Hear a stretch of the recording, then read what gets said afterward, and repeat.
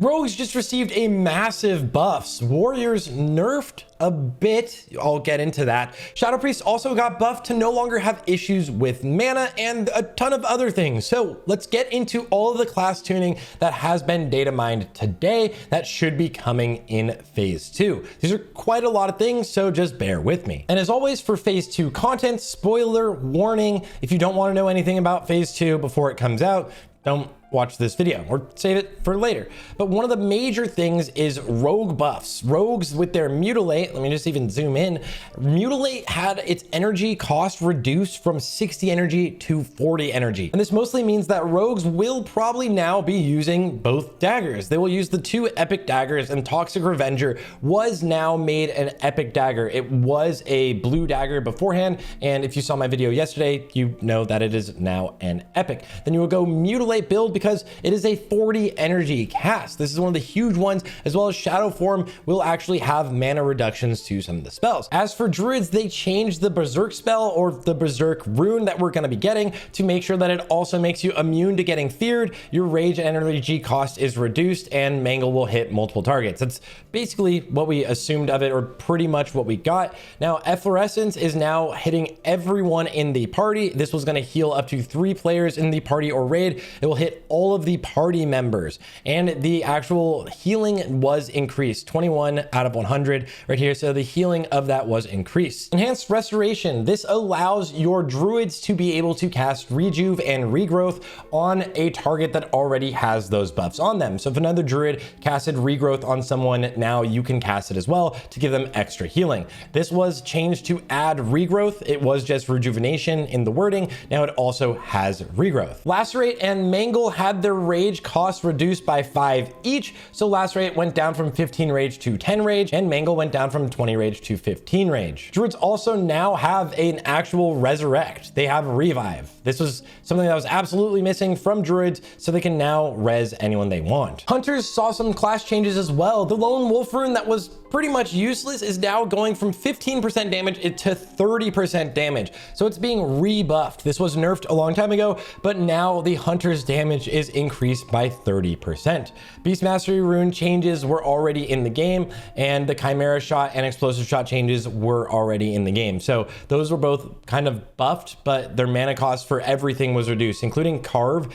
had its mana cost reduced. And Raptor Strike seeing a removal of its actual cooldown, so you should be able to spam this essentially for melee hunters. Mage's regeneration and mass regeneration has been changed so that now it was no longer affected just by arcane explosion. Basically, the healing was reduced by 80% if it was done by spells that were arcane explosion. Now the wording says all arcane spells that damage multiple targets, basically any AoE spells. Right now it's currently arcane, but I believe this also will affect Living Flame. I'm not sure, but it just means that your regeneration is reduced when it's caused by some sort of AoE. This is making it a lot harder for, or should make it a lot harder for mages to do some boostings or soloing of multiple dungeons, but we'll have to see how this affects it. Paladins are getting longer seals, so seals that cost less mana but have a longer duration. Seal of Martyrdom also is having its mana regeneration increased by 20%, or to 20% from 10%.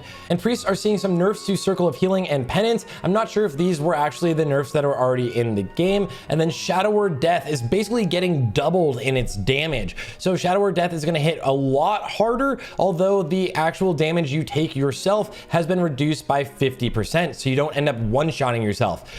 This pretty much means Shadow Priests are going to be ridiculously powerful in PvP, so get ready for them to be super strong, but I don't know if they'll be overpowered in PvE. I think they're just going to be like relatively middle of the pack in PvE. And it looks like Shadow Form will reduce the actual mana done by your spells by a percentage. It's not exactly figured out what the percentage will be from the data mines yet, but Shadow Form, if you are a priest, will reduce the mana cost of your abilities. Now rogues got some pretty huge changes, and the major one, pretty much just this, it's ridiculous. Mutilate had its cost reduced from 60 energy to 40. This is massive. Mutilate also is applied to some of your talents like improved backstab, giving you 30% crit, as well as you should have it being applied from dual wield specialization. Your offhand hits for 50% more, and you're hitting for 100% of your offhand and main hand damage with Mutilate. Also, you get 5% more crit from all daggers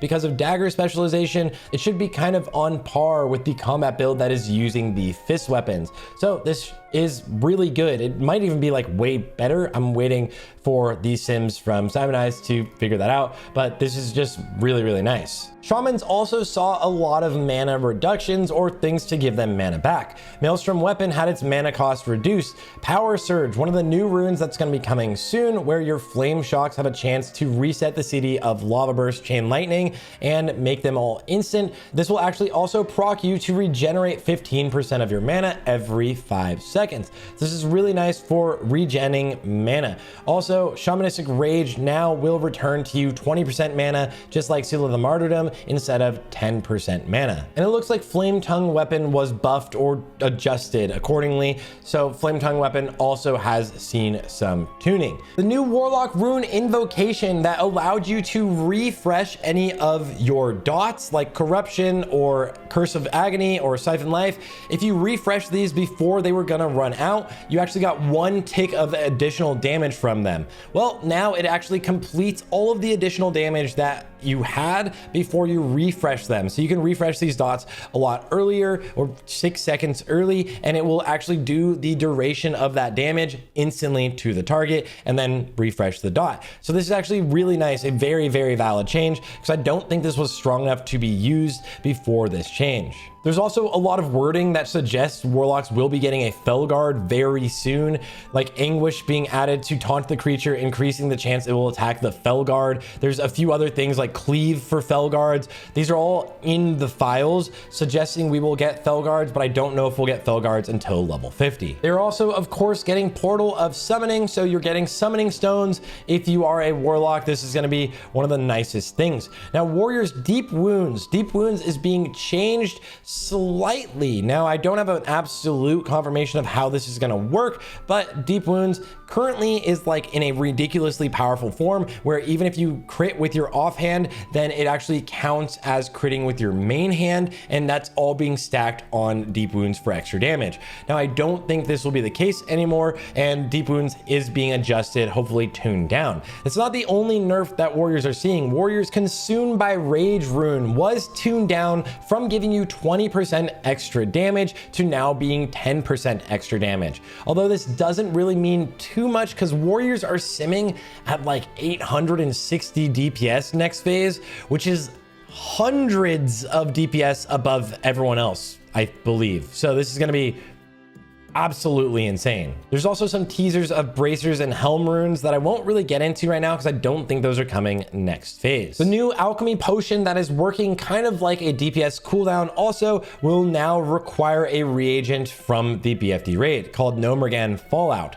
Not sure how you get this yet, but definitely you can anticipate it being from the raid itself, as well as Dismantle. This was the new weapon enchant that was giving you 10% additional damage to all of your melee attacks from that weapon and 25 additional spell damage on the weapon. That has been changed. This is now going to be a proc, and the proc will cause all of your hits with this weapon to have a chance to proc 60 to 90 additional damage. This is a major change, and it's kind of like a fiery weapon now, but a stronger fiery weapon. This could be the best thing possible, or it could be the worst thing possible. We're gonna have to see if it's gonna be better or worse, but still, this is a really cool new weapon enchant, and it could easily be the best weapon enchant. I think it is. I'm pretty sure it's absolutely going to be the best weapon enchant, but we're obviously going to need to find out. And they've also gone in and buffed the tier sets for male wearers. This is actually a huge change because hunters and enhanced shamans were having kind of a weaker tier set.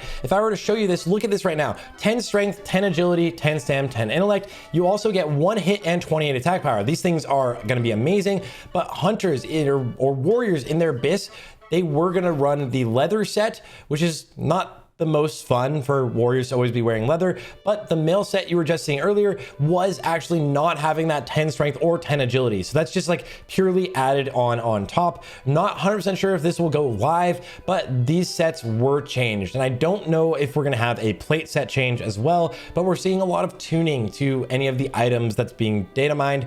It looks like the itemization is gonna be pretty great actually in the next phase. So we can expect every class to be very strong. And obviously warriors are like in another stratosphere than everyone else, but we'll see if there's more tuning to come before phase 2.